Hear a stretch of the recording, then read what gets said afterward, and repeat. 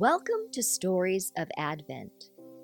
Over the next 4 weeks, we are exploring the mystery of Christmas, the story of God with us. Each week, I will invite you to listen, to wonder, and to respond by sharing family stories with one another.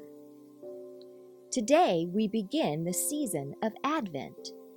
Advent is a time of waiting, of preparing our hearts to celebrate the birth of Jesus. This is the season when we are all on our way to Bethlehem.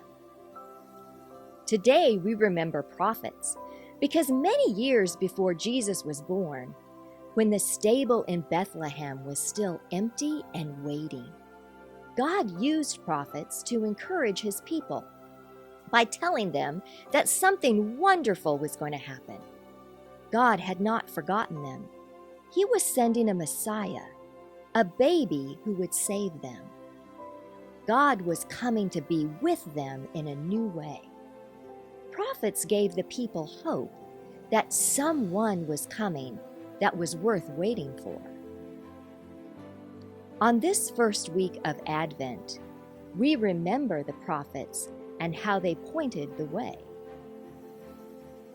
A prophet is someone who speaks the words of God. A prophet helps people remember that God is with us when we are sad or in trouble or afraid and tempted to forget about God.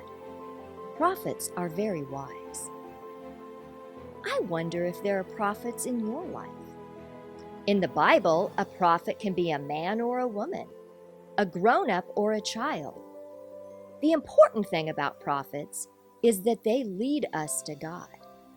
They speak God's truth. They help us remember God. Does your family have any stories about prophets?